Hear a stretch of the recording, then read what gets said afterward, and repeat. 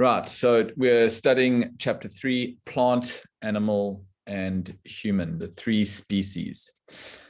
Living creatures fall under three broad categories: plant, animal, and human. They differ in their basic constitution. And we're just going to run through now how these three species differ, leading into obviously the chef d'oeuvre of creation, which is a human being. Sits as the hierarchy of animals and species in the planet. So when we look at a plant, the plant species or the plant kingdom, we'll notice that there is something that we see when we examine a plant per se, and a plant could be anything from a tree to a creeper to a vine, whatever it is. What we'll notice is that a plant has a body. And when I say body, this is a tangible form. Form, we can see it. It has a particular shape, color. So we understand this is the structure of the plant. We'll call it the plant's body. Further examination will reveal that plants do not have a mind. In other words, plants cannot feel. You won't get home and your plant, the tree in your garden, doesn't lovingly embrace you. Most certainly, plants cannot think independently. So this is with regards to the plant kingdom. Now, if we were to have a look at the animal kingdom, notice there is a slight difference between animals and plants. Well, actually a major difference. With regards to all animals, they too have a body. That's the commonality they share with plants. They also have a body. They have a form, a structure, a shape, a color. But the difference between plants and animals is that animals display clear emotions. In other words, we can derive that animals have a mind. Remember, a mind is that which feels emotions. You may remember from last week, we looked at the human constitution. Human being has a body, mind, and intellect. So an animal has a body and a mind. You see this between animals, for instance, companions, between animals and their young. There's a clear display of emotions. Even very simple creatures, you see the ferocity which sometimes they protect their young. But a closer examination will reveal that animals cannot think independently. We could argue that animals do have a very rudimentary, at most, intellect. Remember, one of the features of the intellect is that which discriminates. You say, well, my dog clearly knows the difference between food and dirt, between me and a stranger. That's discrimination, discernment. I'd have to agree with you. But it's an intellect that's so rudimentary, so basic that per se it doesn't exist. It does exist, of course, but per se it doesn't exist. It's very rudimentary, very poor quality, we could say. Now, when we look at a human being, again, possesses a body. We can see that everyone has a form, a shape, size, a color. Human beings also have emotions. I'm sure most of you, many of you would have experienced a host of emotions today. Anger, perhaps, happiness, joy. List is endless. But what makes human beings different to animals is that it possesses an intellect. A human being possesses this capacity to think, to reason, to judge, decide on a course of action. And that makes a human being stand out from the rest of creations in respect of having an intellect. And not just that. Remember, when we looked at the diagram last week, and I'll draw your attention just to this right-hand side of the diagram here, where it says intellect. The self, manifesting through vasanas. Remember, vasanas is that seed of your personality, that which gives rise to these innate tendencies within you.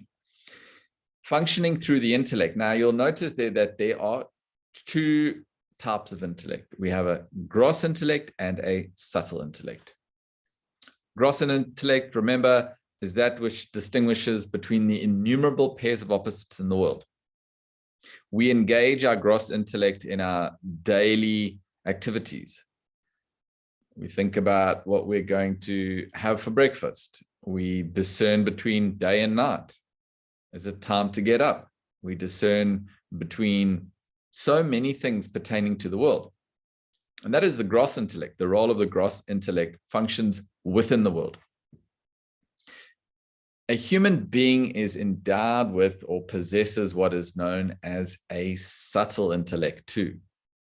Now, this subtle intellect is that which enables a human being, no other creature, to posit the existence of something beyond this terrestrial realm of experience. We all appreciate we are functioning within the world. We're functioning within this terrestrial realm. But a human being alone can think of something beyond this world, can think of the transcendental, can think of God. Now, we're not discussing whether one accepts or rejects that, whether God exists or doesn't exist. The mere fact that you are able to posit the existence or non-existence is the subtle intellect. A person who has an uncovered or powerful subtle intellect will pursue and investigate this idea of God. You notice people that have a relatively low subtle intellect, it doesn't interest them. They may even say, no such thing. God doesn't exist. Again, we're not getting into that conversation just yet. We're just trying to establish what are these three species and how they differ in their functioning. So, as a human being, we understand that we have, again, bringing you to the example, we have this intellect. And the intellect is so important. We're going to be driving home this idea continuously. So hopefully by the end of the 12 weeks, you understand the importance of the intellect, and then you will engage in whatever activities, whatever literature is necessary in order that you are able to continuously develop it. Remember, Albert Einstein said, intellectual growth should commence at birth and cease only at death. It's an ongoing process. So what we have to appreciate is that the intellect is at the top of our list of equipments in terms of hierarchy. A human being alone has this intellect which can govern and direct the mind to perform productive actions, driving us towards a state of peace and happiness. So, if any of you are following, we're discussing the three species. Humanity seeks peace and progress in life. To attain that, a human is equipped with the intellect. He must develop and use his intellect to control and direct his impulses and emotions, his perceptions and actions towards peace and progress. He goes on to say, failing which, he'll end up in trouble. And this is exactly through deduction, through observation, we can start appreciating the title of the book, The Fall of the Human Intellect. Where are we? We're in a world of strife and struggle, stress and strain, divorce, militancy, terrorism, war. One may say, what a world, what a world. Why have we ended up here? Simply because we have lost this capacity of our intellects to govern our minds. Without intellectual intervention, the mind is allowed to do what it likes, when it likes. As we have already discussed, the mind is not good at making decisions. That role is left to the intellect. But when the intellect is poor, is weak, is undeveloped, what happens? Mind dominates the personality. So you've got an aspect of your personality engaging in an activity that's decision-making, where it's not equipped to do that. Imagine in a factory, a person has a very specifically trained role to perform. That day, for whatever reason, he's unable to come to work. So they say, doesn't matter, just put anyone there. Anyone can do that. Put him on that piece of machinery. So they get one fellow and they put him there, and he sits in front of this computer with all these switches and buttons and has no clue. Doesn't know how to operate that equipment. You can imagine what's going to happen to the production that day. Complete disaster. Similarly, this is happening within our own personalities. If your intellect is not present, the mind can't fulfill that role. It's not good at it. It's not designed for it. Without intellectual development, this is exactly where we're positioning ourselves. Above all, a human alone is endowed faculty of using his subtle intellect to cross over the mire of ignorance and attain self-realization. Sorry, that should be endowed with the unique faculty of using his subtle intellect to cross over the mire of ignorance and attain self-realization, gain spiritual enlightenment. Again, this is a role played by the subtle intellect. You'll find highly spiritual people are those people who've unveiled their subtle intellects, have a powerful subtle intellect. This enables them not only to conceive, conceptualize, posit the existence of something beyond the world, but to direct their actions in the pursuit of that. He calls this the mire of delusion. Even in the text, the famous text, the Bhagavad Gita, one of the verses, he says, then the intellect will cross the mire of delusion. This world, fantastic delusion that we're all a part of. The subtle intellect alone has the capacity to transcend that, to get to the transcendental reality.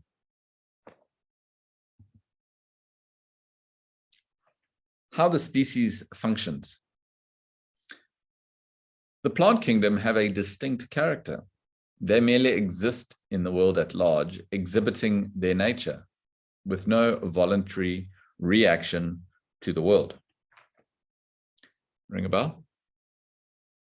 You can make a correlation here with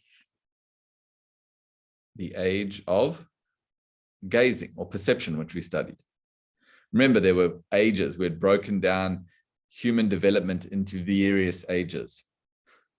Age of perception, nothing going on, like animal, just sits there looking at the world, no reaction at all. This is exactly like plants. So a person who's at the age of perception, age of gazing, is functioning almost like a plant. There's no reaction to the world as such. You do get such rare specimens. Again, this is not a biology class. We're not going into the biology of plants and animals. We're here to discuss self-development. For that, we need a thorough understanding of a human being, its composition, what we are as human beings. This is the discussion. It's not a biology lesson. So we understand that there are plant humans among us. People that are hardly reacting to the world. You wonder how they're surviving. Somehow they do. No job, no purpose, just merely existing.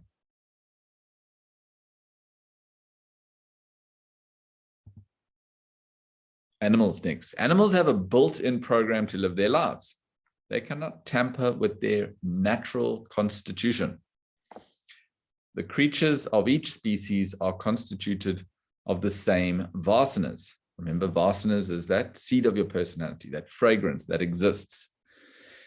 They possess a collective nature. They function much the same way in accordance with their vasanas. So what's being said here essentially is each creature has a particular set of vasanas. In other words, all lions share a collective set of vasanas or nature. All sheep, similar vasanas, nature. All squirrels, all frogs, all lizards, they all individually are different. A lizard is not a sheep is not a lion, yet all lions share a commonality, a collective nature.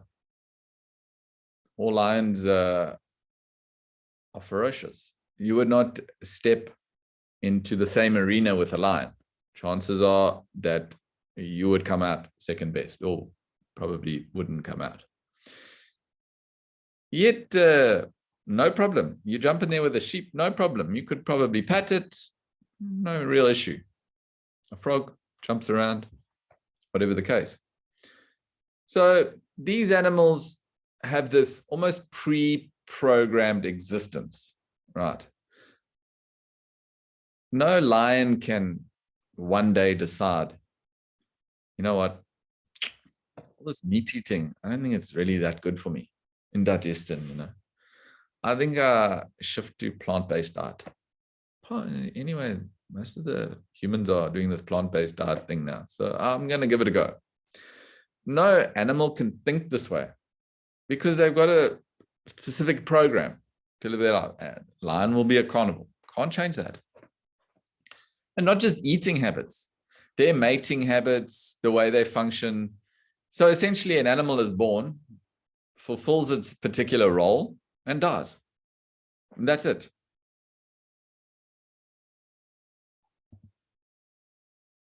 The nature of each human being, however, is singular.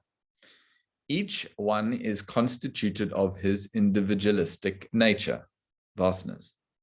Hence, human beings have to be treated individually, not collectively, as in the case of other creatures. Now, whether you picked it up or not, this is a very important lesson to learn, especially in terms of relationships.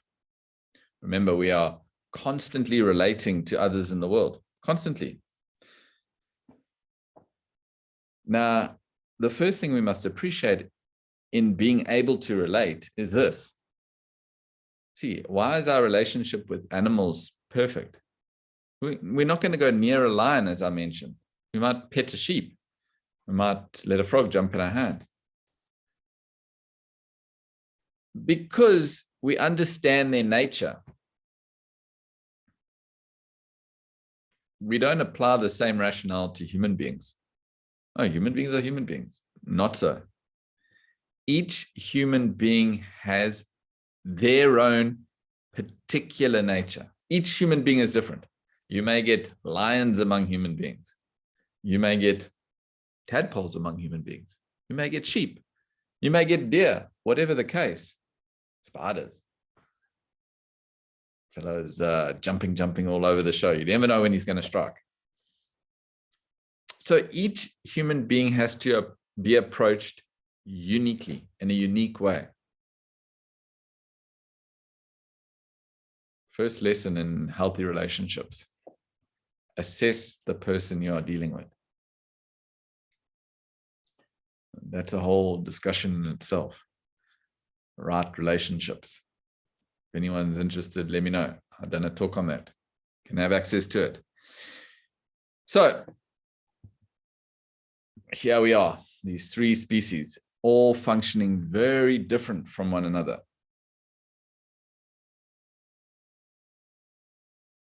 What we are interested in, however, is the human species.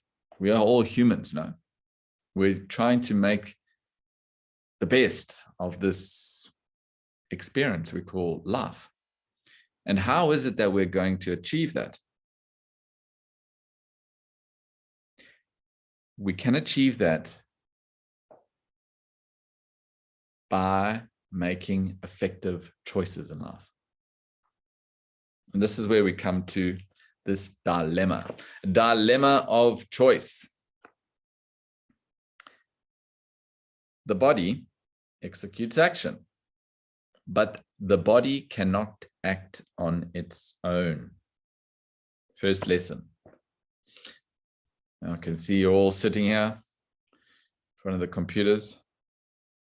Well, I can't see all of you, but I can see those charitable individuals who have chosen to turn their cameras on. So I can see you all sitting here. There's a body in front of me. Now, what you'll appreciate is the body didn't make a decision to come and participate in this Zoom call, in this philosophy class. No. The body was driven by one of two things. Remember, human being, three equipments: body, mind, intellect. It's the mind or the intellect that drives the body into action. Now, you can either function on the mind or the intellect.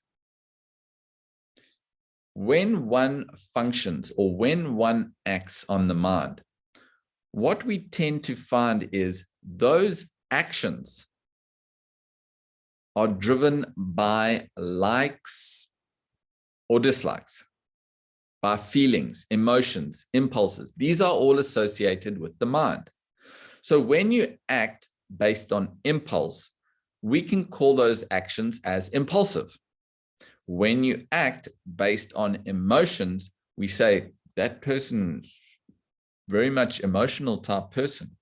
Everything he does is, you're unsure, because if he's happy, he acts accordingly. If he's angry, then that's going to be his actions. So all his actions are mind-led. That's one thing. See, even in this particular example, a person may have got the message, got the mail, seen something, and got inspired. The mind gets inspired. Oh, a philosophy class. Yes, yeah, I really like philosophy. And they get all inspired and they may register. You don't see them again. Why? Because that action was impulsive. It stemmed from the mind. Now, another person may go through the same experience, get the message, get the mail, see the advert, whatever it is. I think that will be worthwhile. It could be beneficial. Let me check it out. I think I should sign up for that. If the basis of that action, of that decision, was the intellect, chances are that person follows through. That person has developed a conviction that this is something worth pursuing. Same scenario, two very different actions resulting. The third, interesting, is when there's a combination of mind and intellect, a confluence, as it were. One can say that this is an ideal action. No such thing, but it's ideal in the sense that the mind wants it and the intellect is sanctioning it. I'll give you a simple example that highlights what I'm trying to say here. You offer a diabetic a sweet, right? Who knows why you do this, but anyway, this is the example. Forgive me. You offer a diabetic a sweet. The diabetic has a choice. Remember, as a human being, we all are endowed with this choice of action. No, Craig, I don't have a choice in the matter. Whatever she says, I have to do. You have a choice. Believe it or not, you have a choice. Every human being has a choice of action. You offer that diabetic a sweet. He has a choice. She has a choice. If they are functioning of the mind, what happens? They take the sweet. Impulsive. It's fueled by a desire. Remember, desires of the mind. They take the sweet and suffer the consequences. Same scenario. Offer the diabetic a sweet. Hang on. Thinks about it. Stops. My doctor says, if I take sweets, I know what happens. Crash and insulin, and go through in his head, assesses it, and says, you know what, thank you, but no thank you. He is functioning off the reasoning and judgment of the intellect. Says no. Slightly different scenario. You offer any individual, doesn't have to have diabetes, you offer them a sweet. Now, the mind can go, I really like sweets. That's the mind, likes and dislikes. I really want that sweet. And the intellect will go, sure, you just ran 5Ks. You haven't had a sweet. You're not, sweets aren't a problem. Why not? Enjoy the sweet. It's an enjoyable thing. Combination or confluence of mind and intellect. So these are three different scenarios that can drive one's actions in the world.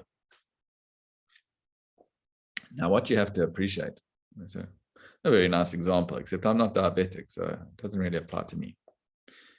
What you have to appreciate is we're all diabetics and the world is full of sweets. We're all diabetics and the world is full of sweets. On what basis are you making your choices in life? Choices based on the mind have severe consequences. Okay, sometimes it goes your way, other times it doesn't. It's like, what's that, Russian roulette. Sometimes it goes your way, other times you die. It's not worth the gamble. See, it's your life, right? You got to deal with the repercussions of your actions, no doubt. We all do. So it's best that you make those choices with a faculty that's designed to make those choices and make effective choices.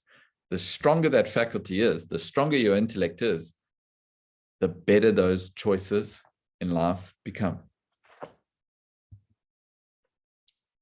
People, however, over the world over, operate more on feeling and emotion rather than by reason and judgment.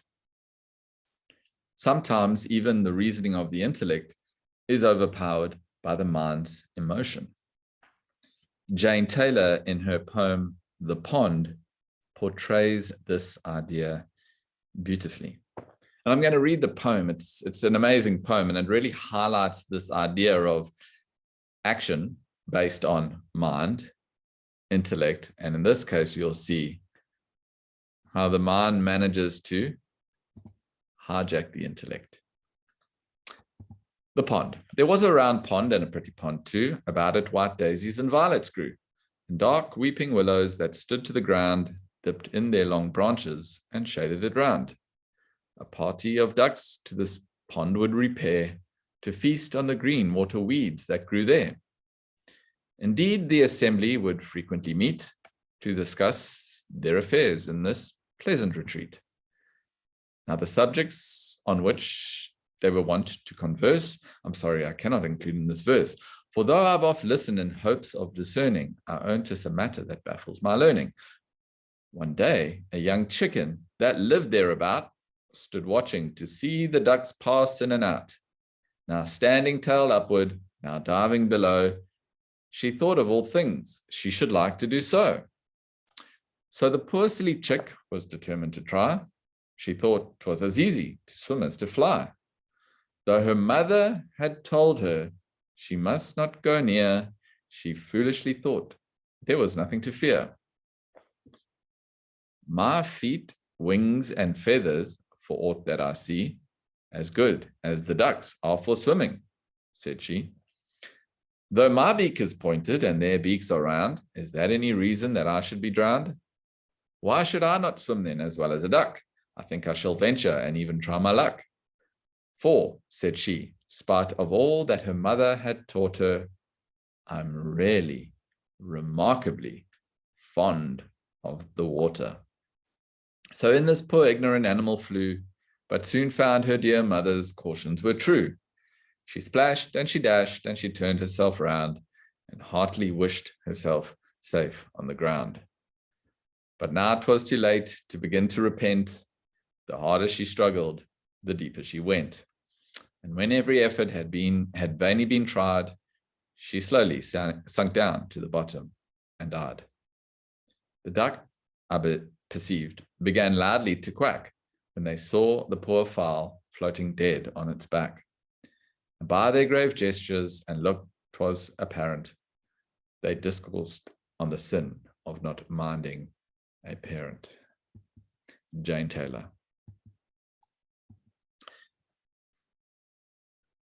You may also, well,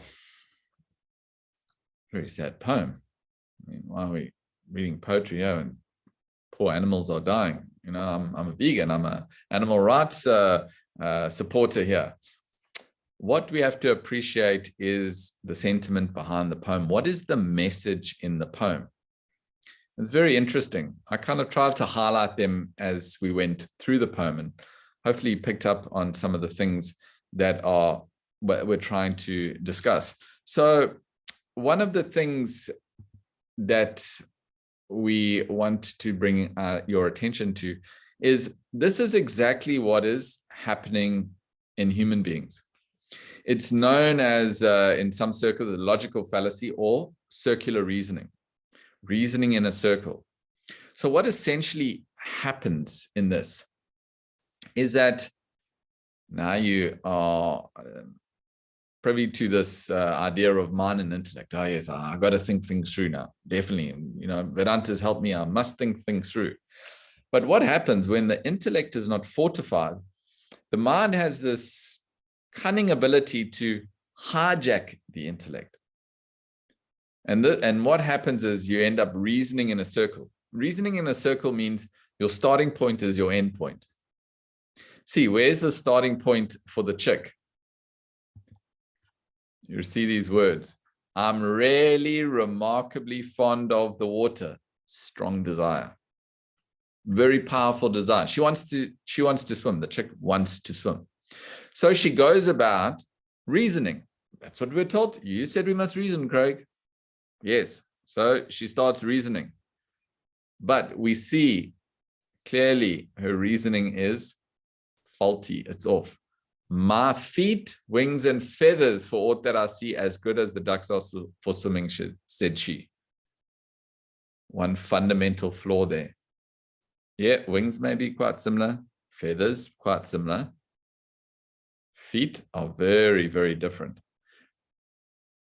She draws the attention to the beak. Now, what's the beak got to do with swimming? She says, that's the only difference I see. The beak is pointed and their beaks are round. You know, the duck's beak is a sort of round beak. Chicken is pointed. Good for picking up worms or seeds or whatever they scratch around for. She hones in on the beak. See, I can't understand the beaks are different, but I mean, what? That shouldn't be a reason I can't swim. Everything else is the same. She even says their feet are the same. She makes that mistake. Why? The mind's overpowered the reasoning capacity of the intellect. So yeah, all that's happening. There's much more to this poem you have to appreciate. We're just highlighting one idea in the poem. It talks about the mother. The mother represents the scriptures, higher values. So many things on this poem. Unfortunately, we don't have time to go through every aspect of it, but we're just drawing your attention to this idea of circular reasoning. Mind hijacks the intellect, and this is what you also have to be aware of. So it's one thing functioning on the mind. It's another thing when your mind hijacks the intellect to make you think that you're using the intellect to get what it wants. So your red flag is, where does that discussion start? If that discussion with yourself, you know, if that discussion starts with a strong desire, should I get this particular thing that you know you really want to get? And you reason, I'm gonna sit and reason this out, and you come up with all the pros and cons, and you come back, definitely should get it. Definitely. Just be wary. I'm not saying you shouldn't. Just be wary that this is one possibility. Remember, we're talking about this dilemma of choice. No other creature has this dilemma, actually. Only a human being. And they say, oh, you know, how did that go wrong? How did nature look after us? No, the animals is so easy. simply born and get on with things. Nature protects them perfectly. They know when to mate. They know when not to mate. They know when to eat, when not to eat. An animal gets sick, automatically stops eating, fasts until it gets better, goes and finds clean water. It's amazing how nature protects animals. But we appreciate animal as a fixed existence. There's no such thing as evolution for an animal per se. I'm not talking Darwin theory here. A human being can evolve to the greatest of heights. We talked about this idea of God realization, self-realization. That's a high height of spiritual existence. A human being can also devolve to the depths of despair. You have that choice. This dilemma of choice, why it becomes a dilemma is because there's no basis on which we're making the choices. No basis, I say that, because we're continually functioning off the mind. And this is the problem facing humanity today. Okay. Looks like it's poetry evening. This evening, poetry class. You know, sometimes you find that poems highlight an idea so perfectly. You know, the poet in that has this poetic license. It's not confined so much by the restrictions of language. So they are free to, they call it poetic license. Anyway, there's another poem. Some of you may even have heard of Oliver Goldsmith. I'm sure you have. Those people who enjoy a bit of poetry will have definitely heard of Oliver Goldsmith. In another poem, The Village Preacher, the poet Oliver Goldsmith shows how the human intellect should reign over the mind's feeling and emotion. He describes the village preacher with a heart full of chaste emotions for his fellow beings, but never does he let his emotions disturb his intellectual poise and judgment. His head rules over his heart. This is actually, the poem is not called The Village Preacher. I think it's called The Deserted Village, something like that. It's an excerpt of a larger body of work, a larger poem. For ease of discussion, this portion we refer to as The Village Preacher. So if you're all looking for the poem The Village Preacher, you might find it, but it's part of a bigger body of work. The point is, this is almost the opposite of the chick. We understand the chick, impulsive, desire-ridden, likes to swim, all the characteristics of mind functioning. Whereas in the village preacher is a man of character. This is the guy, firm in his conviction, head ruling the heart. Now, you may be getting the idea, Vedanta sounds like a very a subject reserved for intellectuals. It's not that. Of course, the heart has a role to play. We as human beings have these three equipments, and each needs to be looked into. A human being without emotions is as good as a stone, a piece of wood. Similarly, the body can't be neglected. Minimum we need to do just to ensure that the body stays fit and healthy, slim and trim, minimum. I would recommend a bit of exercise, a bit of stretching every day. Should take care of that. Similarly with our emotions, with our desires, they need to be looked into. But everything needs the governance of the intellect. We used the example last week of the child-parent example, where the parent is the intellect and the child is the mind. If both work together, harmonious existence. So the idea of this poem is to highlight this perfect synergy within this man of character, how his head rules the heart. And this is just an excerpt from the poem, The Village Preacher. It's one of the, if you can get these few lines by heart, it's really it's in your interest. It incites something within you. You read it and you may feel your hair stand on end. It's such a beautiful description. In fact, there's two metaphors in this poem that's often cited as being some of the greatest metaphors in the English language. And this is one of them. To them, his heart, his love, his griefs were given, but all his serious thoughts had rest in heaven. As some tall cliff that lifts its awful form, swells from the vale, and midway leaves the storm. Though round its breast the rolling clouds are spread, eternal sunshine settles on its head. So, of course, he's comparing the village preacher, a person who has a strong character, to a mountain, a cliff. They calls it a cliff. So a cliff has a massive structure, and you'll find on the mountains, some of you who have ascended very high mountains, and it even happens here in the Cape. You may have experienced it. I certainly have. You'll be hiking through the lower portion of the mountain, through the forest, very misty, especially nearing the cooler months. Very misty down below. And you get to a point and all of a sudden you're above the clouds. Now, this turmoil, this clouds, this is often what we associate with the emotions. You know, emotions are like that. Nothing wrong.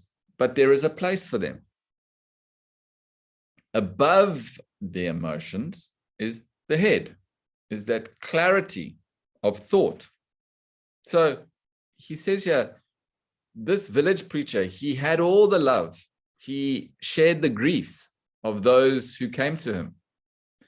The ruined spendthrift, the broken soldier, all these types of characters he hung out with. Deadbeats, really. He'd give them all his emotion. But all the time, where were his thoughts? They were rested on the higher. What they are saying is the head controls the heart. That's it. Though round its breast the rolling clouds are spread, eternal sunshine settles on its head. To have emotions is a virtue. Of course, we're not inciting an emotionless existence. So to have emotions is a virtue, but it would be a grievous error to let them interfere with your intellectual judgment. That would tantamount to human weakness. And again, this is exactly what we are seeing in the world today. The emotions dominate the personality. In other words, the mind dominates the personality. When this imbalance occurs, and I say imbalance because it should be the other way around.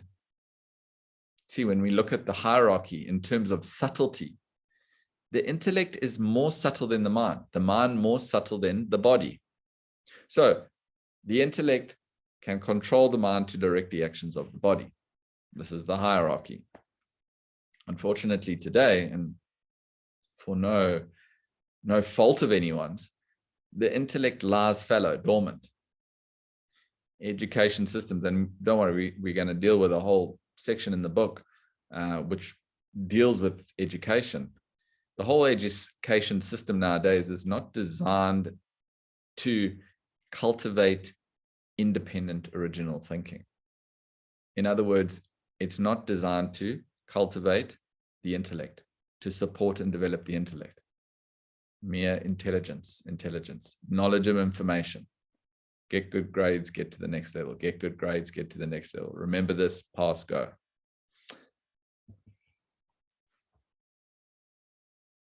The next subtopic we're going to discuss is herd instinct. Few people, or few in this world, think and decide one's course of action. People do what their predecessors have done, with little investment of thought. You go through scholastic education because all others have done so. You join a university and pursue a degree, again, following the general trend.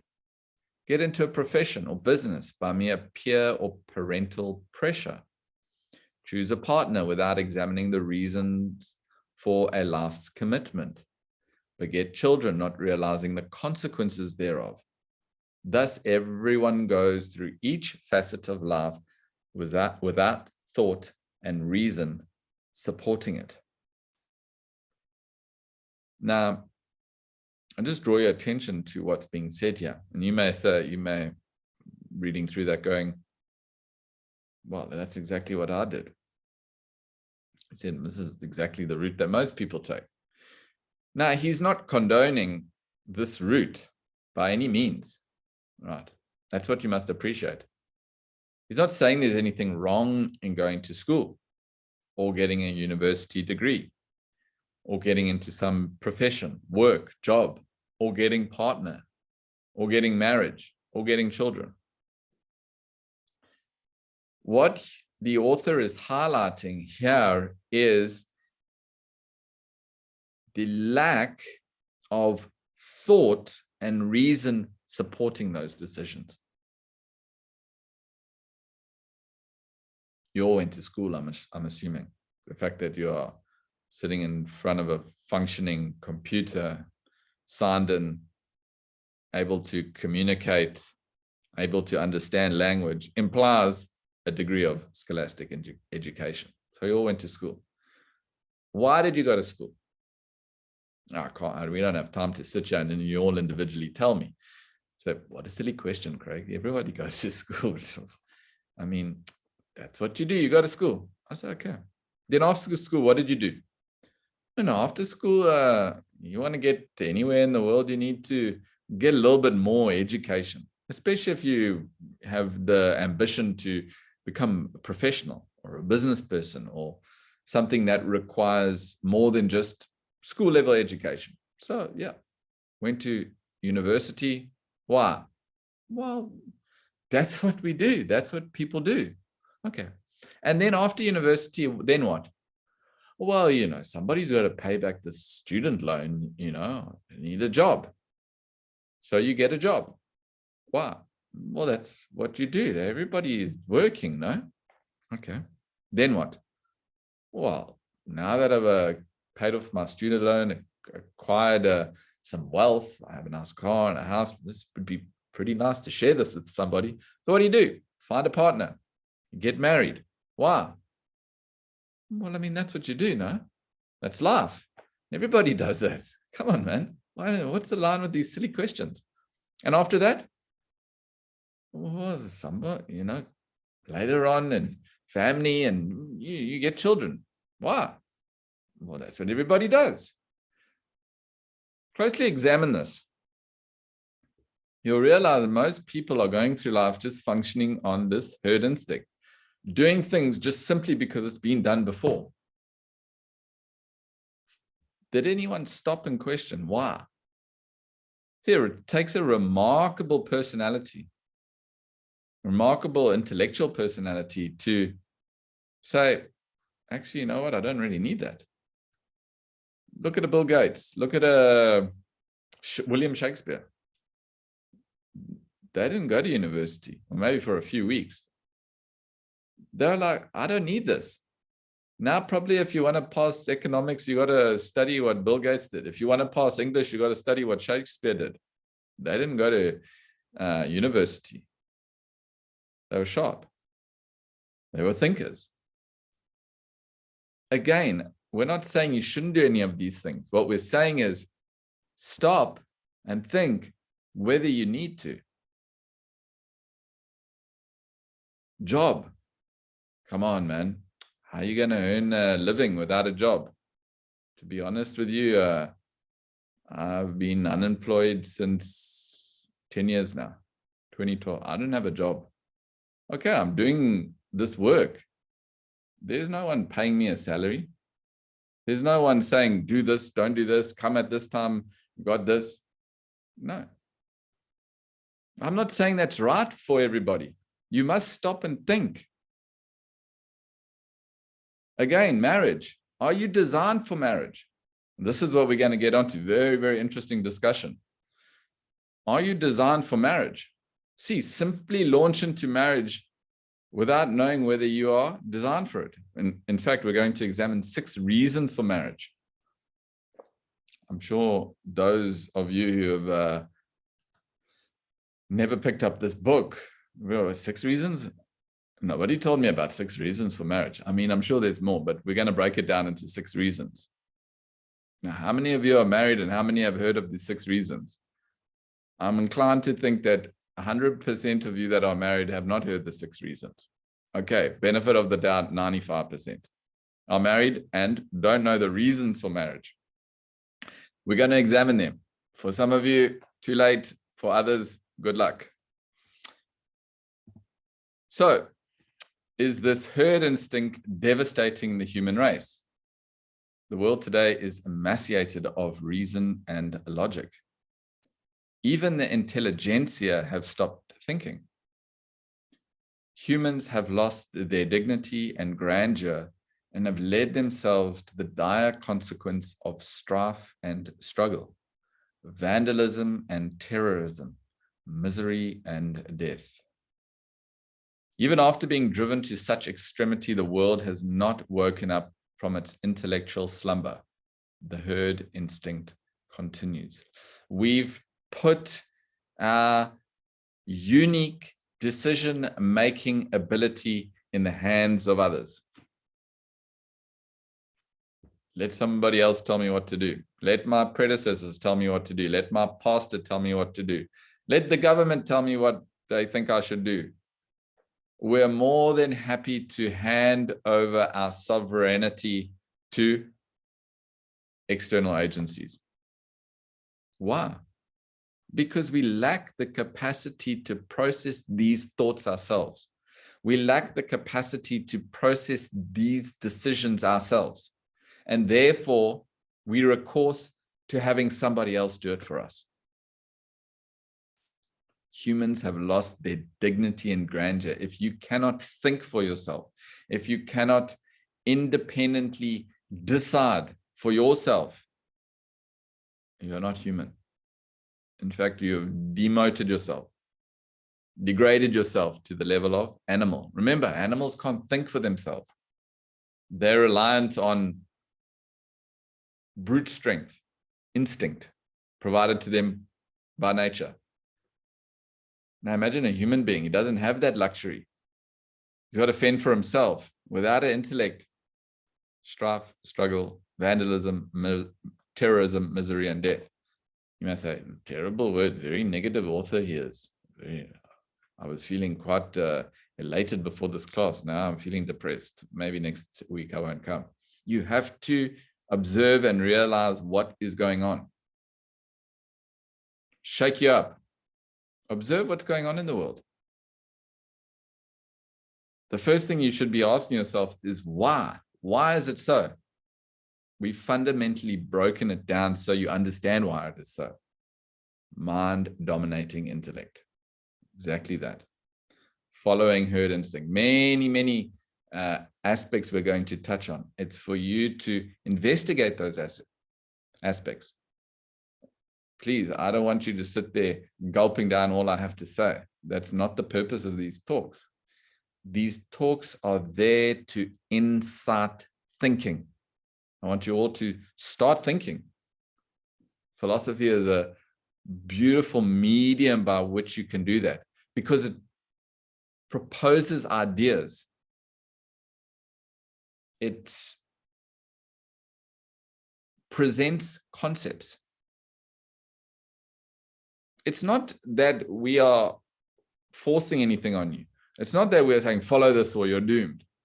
We're presenting ideas, concepts, observations to incite your own thinking. Maybe you didn't think about it before. Oh, wow, I never thought about that before. Interesting. Give it some thought. Similarly with this philosophy, if something makes sense to you, please pursue it, take it up. If it doesn't, put it aside. Not just because, I agree. I disagree with what he's saying. No, analyze it, process it, investigate it, practice it, and then decide. Must go through a scientific methodology. That's how you approach the subject. A typical example of the lack of intellectual application. I know you all, when's he going to get into these 6 reasons? Because every time I mention it, that's what everyone says. 6 reasons? What's 6 reasons? Nobody told me that. A typical example of the lack of intellectual application is the way people treat the institution of marriage. They plunge into relationships with hardly any thought, reason, or judgment backing it. Interestingly, there are 6 broad reasons for anyone to enter into marital relationship. 6 reasons for marriage, and the list is there, and we're going to go through these 6 reasons. The first is progeny, this desire to procreate the species. I need to get married so I can have a partner so we can produce offspring that will continue the species. Believe it or not, this is one of the reasons people choose marriage, to beget children, to continue the species. I think it has less of a meaning in today's world. 8 billion, I think if a few couples decide not to have children, I think the human species should still continue. There are many other reasons that are going to create humans' demise. One of them in particular is lack of intellectual capacity. But nonetheless, there are people that will gain partnership, will enter marriage for this reason, for progeny. They have that desire to produce. They want to continue the name. You know, like Johnson and Johnson. No, I must have that continuation of the name, at least. Surname shouldn't die. Progeny. First reason. Now, you may say, that doesn't apply to me. What you have to appreciate is that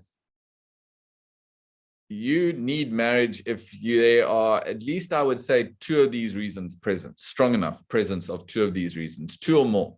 You'll find people that are designed for marriage will possess 2, 3, 4 of these. A person is not designed for marriage may only have 1 or none of these. The second is possessiveness. So possessiveness is rampant in the world today.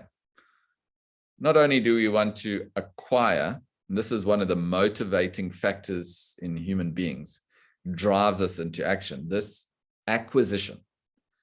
Why do we want to acquire? So we can possess, acquire to possess. This is my house. This is my car. This is my phone, whatever the case.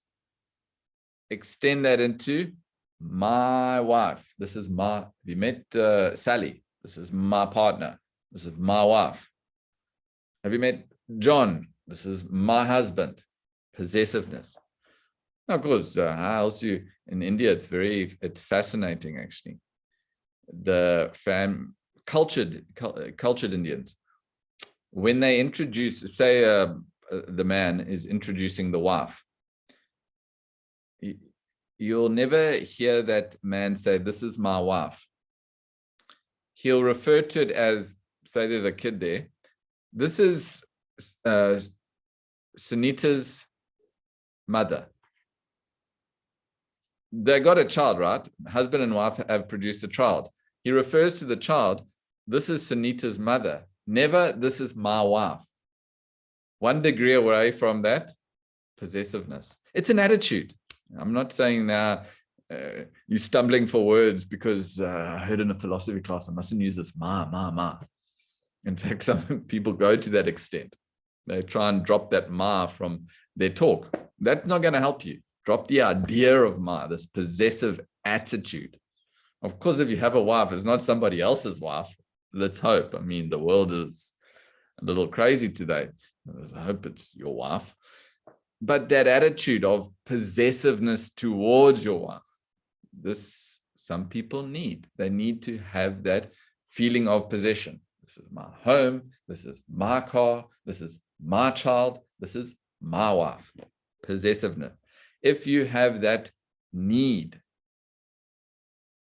tick the box. Another reason to get married. Now, you see, anybody is the smallest amount of intellect, progeny is off the list. You don't need to carry on producing, and more than enough stupid humans here to carry on the stupid species. Now, I'm not saying all humans are stupid. Just a jest. Possessiveness. I think has discarded this. He realizes the limitations in this mindness. In fact, it's just an expression of the ego. Self-development, spiritual development is nothing but eradication of the ego. So a thinker doesn't think along these lines. The next is companionship. Now, what you must appreciate is that a human being alone is designed to be self-sufficient. Self-sufficient. Unfortunately, in the world today, a human being has become completely dependent. See, you appreciate a plant. A plant, you can't go on holiday, Christmas holidays. We're going away to Cape St. Francis for a month. You can't expect the plant to fend for itself. Imagine you've got a rose bush and you say, better leave the plant some water, and you get a big bucket of water and you leave it next to the plant. The plant's going to die. The plant is completely dependent on the world. It's completely dependent for someone to provide water at its roots. 100% dependent. Animals less so. Yeah, you know, you leave your dog and you leave some food there. Okay, it'll probably eat all of it. But yeah, if you're a nice big property, you'll go find some food, chase some rabbit, eat something, you know, find some dug out chicken bones or whatever it is. Animals can fend for themselves. Human beings are designed to be completely independent. But now we've become more dependent than animals or plants, in fact. So this companionship arises when there is a lack of self-sufficiency. Now, we're not saying right or wrong here. It's not that any of these are right and wrong. You must align these reasons to your own self to determine whether this is something that's necessary for you. So if you're the type of person who lacks self-sufficiency in a way, may require that companionship. I need someone to be around. It's fine. Then tick that box. You need marriage because of companionship. Number 4, sex. Now, when we look at sex, there are 4 sort of, what would you say, like strengths in terms of how these manifest. Now, the first is impotent. Now, a person who's impotent, these people are least concerned with sex. The thought doesn't even really cross their mind. It's very rare these people are, but there are people that there's just no interest. Nothing can incite them into that act. Impotent, we'd call them. The next is passive. Now, if the demand for sex is passive, what that means is there's generally no desire for sex unless there is provocation. So if you're provoked, then you may have sex. So that's the second degree. Third degree is active. So a person who requires or demands sex at regular intervals. So that could be a couple times a week, a few times a week, every day maybe, or even just a few times a month, whatever the case. But nonetheless, the demand is for that regular interaction. Active, category C, we can call it. The last is category D, which is promiscuous. So these type of people require sex most of the time, but not only that, they would look at having sex with different partners for that experience. There are such people. Now, when we look at sex as a reason for marriage, you'll appreciate if you're impotent, there's not going to be a driving force in determining how you get married. In fact, that would be a reason for you not to get married because your partner may not be impotent. Then you're not serving their needs. So that would be a reason not to get married if you're impotent, or even passive to a degree. If you're active, most certainly, good reason, then sex becomes a reason for marriage. And you'll find that 90% of the world fall in this category. Interesting. The last is promiscuous. Now, you can understand promiscuous is, I would say, is not designed for marriage, because clearly it says they have this insatiable urge which manifests without any external inducement and would require repeated sexual encounters with change of partners. You can appreciate that this is a recipe for disaster. In fact, you'll find there is a lot of adultery in the world today because of this reason. People are promiscuous and yet still get married. Obviously didn't listen to the 6 reasons. So that's with regard from sex. You need to assess which category do you fall into. Protection. So in protection, what they mean by protection is this is usually with relation to friends. So you may choose to get married to be protected so that you don't have to deal with these amorous advances all the time. Are you married? Would you like to go out? No. So you just get married and so you cut that out. Again, you'll appreciate it's not necessarily the best reason to get married. Finally, security. And this would come in the form of help, especially in the context of this country. I would say it's probably more of a justified reason to get married for that security, so that if anything happens, you can rely on someone to protect you from external forces, intruders, whatever the cause. So again, rare indeed is someone who is devoid of all these 6 reasons. A person who doesn't have any of these reasons, most certainly not going to get married. Of course, a person who has a few of them, 2, 3, even 4 maybe, I would suggest then think more seriously about getting married. This is just an example. We've just broken down one aspect of your life, marriage. Important choice that all of us will have to make. Or have made. Now, on what basis did you make that choice? That's the question. You either base that choice on the impulses of the mind, on this herd instinct, simply following the predecessors, or you sat, you analyzed, you investigated, you probed into the reason why I should do it. And this is what we're encouraging in every aspect of your life, not just marriage, children, partnership, business, job, location, vocation. Everything requires this application. Without it, you simply just fall into this herd mentality. And say, what of it? Everybody is doing it. Surely we're all doing it. We're all in the same boat. You may have heard that. But we're all in the same boat. Yes. But when the boat starts sinking, then you must sink with the boat. You're all in the herd. You know the story of the sheep. In Turkey, one sheep jumped off a cliff. 1,500 sheep jumped and met their doom. It actually happened. Really, it's a documented case. It's all good and well being in the herd. You're protected in the herd until that precipitous fall is in front of you. No. Then it's too late because the rest of the herd is pushing you forward.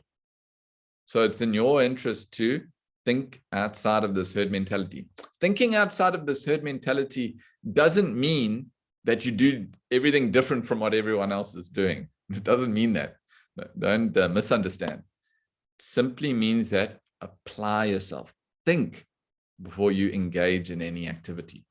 Then you're a human being. Right. We have come to almost to the end of our time together. We do have some time for questioning if there are any. And if anyone does have questions, feel free, more than welcome to either unmute yourself and ask, pop it into the chat feature. You could raise your hand there in the bottom right-hand corner. I think there's a feature on Zoom which allows you to put up your hand. So any of those will work in drawing my attention, and you can fire away with your questions. If there are no questions and you need a little bit more time to process, then please process, investigate, examine, go over the text again, and you could always bring your questions to next week's class.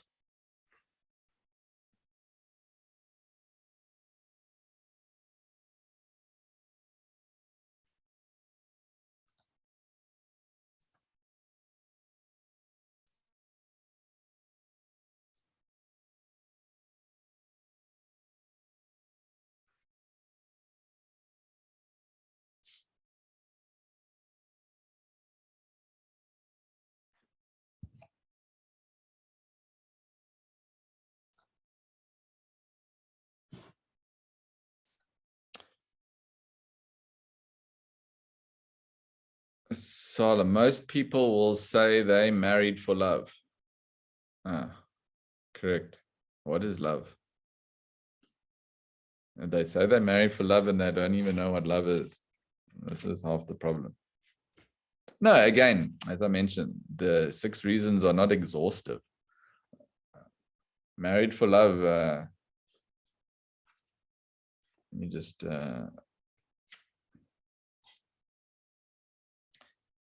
Sala, if you are patient enough, if you have the stamina, the shraddha, as we say, chapter 9, we do a whole section, love and attachment. In fact, what most people call as love nowadays is nothing but attachment. So most people will say they married for attachment, actually. Now, I'm not going to elaborate because I want you to be here after the 9th class. Not for my benefit, for your own benefit. But yes, in that chapter, it defines the difference between love and attachment. Love is a feeling of affection that is devoid of selfishness. As soon as there is a selfish element in that love, it becomes attachment, which is why most of what we see in the world today is not love, it's attachment. No, I love you and you love me. As long as that person is catering to your physical, emotional, and intellectual demands, you love them. As soon as they don't, you stop loving them. This is not love. Love is not love, which alters when altercation finds. It's not exact, but Shakespeare says something along those lines. Love is not love, which alters when altercation finds. In other words, when things are going according to how you want them to go, then it's love. It's great. I'm in love. As soon as it deviates from that, oh, what? You didn't tell me you were going there with your friends this weekend. No, you didn't tell me that. No, I told you the other. No, you didn't. All of a sudden, where's that love? Straight out the window. Why? Not catering to my needs. All it implies is that aspect of selfishness. So most people say they're married for attachment. That's about it. Don't worry. If you don't understand, we're going to cover a whole section on that. Diksha, some swamis don't marry, but some swamis do marry and have families. Why does this difference exist if the conscious goal of self-realization is the same? It's an interesting question. See, each individual is unique and different. And often, as you're right, there are swamis that have taken celibacy. Literally. See, celibacy is actually an attitude, and it's not restricted to not just having sex or not just taking a partner. It goes far beyond that. So some swamis, and you'll find those especially that do not marry, take it literally. They don't approach it with that attitude.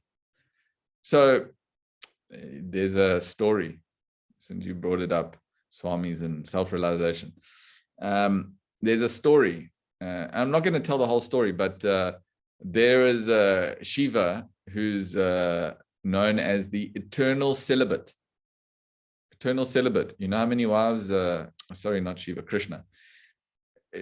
Krishna is referred to as Nitya Brahmacharya. Brahmacharya, celibacy. Nitya Brahmacharya means eternal celibate. Krishna. You know how many wives he had? Many wives. Yet they referred to him as eternal celibate. Durvasa, he's referred to as the Nitya Upavasi. Nitya Upavasi means one who's continuously fasting. The story goes that I don't get the whole story, but Krishna offered all this food and said to his wives, go take this food to Durvasa on the other side of the river. And they went across, and every meal that they had cooked, he devoured everything, didn't give any to his devotees, and yet referred to as a eternal faster. Krishna, on the other hand, surrounded by women, many wives, eternal celibate. So is not in the act, it's in the attitude. So yes, some swamis don't marry because they take it literally. Some swamis do marry. Maybe they've understood. I can't comment because everyone's different. We can't also examine the lives of swamis. Don't look at their lives. Look at their message. See, Vivekananda used to smoke. What, Swami smoking? What control does he have over his desires? Can't be a Swami. Don't look at their lives. See, these Swamis have a knack, They perform, they're only acting to educate others. That's it. You shouldn't judge a Swami by his actions. See, some marry, some don't. Don't look at that. Look at what they are teaching. That's more important. Why does this difference exist if the conscious goal of self-realization is the same? Precisely that, in fact. See, for every human being, the end game, we call it, end game, is self-realization. That is the purpose of our birth here. There's no other reason we are here. We are only here to attain that absolute state of human perfection, which we can call as absolute peace and bliss, eternal peace and bliss. What is absolute or eternal peace and bliss? Self-realization. That is the goal of every human being here. Now, leave Swamis out of this. Every human being. Swamis, and if you're using the strict definition of those evolved souls, every human being is a unique and different. Some have families, some don't. Some have jobs, some don't. Some have abodes, some don't. Some travel, some don't. It's so many variations and varieties in human beings, all with the same goal, whether they're conscious of it or not. So it's less relevant in how one conducts himself.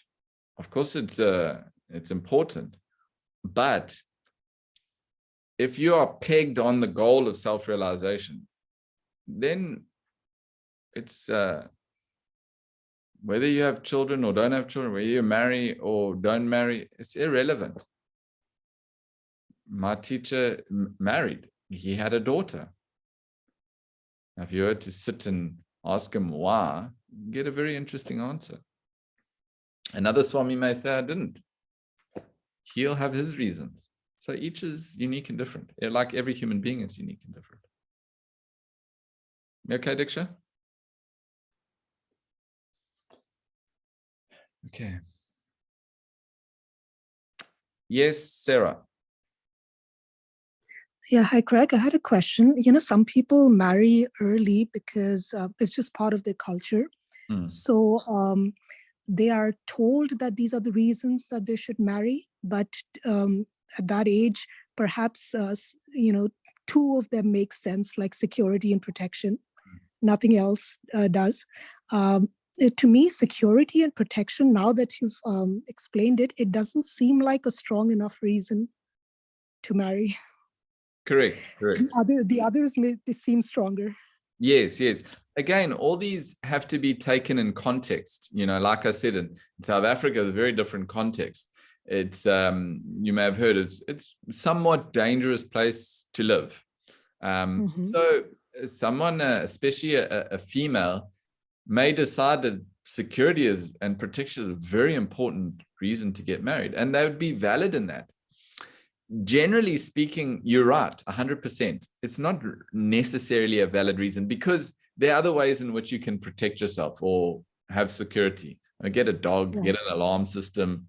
If you're that type of person, get yourself a gun, So of course, there are other reasons that you don't need to get into partnership. See, with partnership come a whole host of other problems, So you have to view it from not only the context in which you are functioning. You may be in a society where it's somewhat unavoidable. A person who is able to think independently will avoid it at all costs. They understand there's no need to get into that. Whatever societal pressure is thrown upon them, they don't feel the need to get into it. They will avoid it. They may go pleading to the parents, please, this is not right for me. I feel very strongly about it. someone who can't really think so much, they just go along with it, Yeah, this is my mother did it. My sisters all got married off at a young age. It must be the right thing to do. Now we can argue someone who's very young and hasn't, developed that thinking capacity would be subject to that, and will succumb to that, of course. Again, Right. we're all different. We all have varying degrees of intellect and thinking capacity. Each is unique and different. So a person who's a thinker will, for whatever reasons, may avoid it. A person who's a thinker may appreciate the merits in that system too, and may engage with it. It's not whether you do or don't. That's why I tried to make the point earlier. A herd instinct is not following the herd instinct is not necessarily doing everything different from everyone else. Not following a herd instinct is applying your intellect in a decision-making process, whether it's with regard marriage, partnership, schooling, vocation, whatever, at every step of the way, especially these major decisions in one's life. Okay, thank you so much. Great.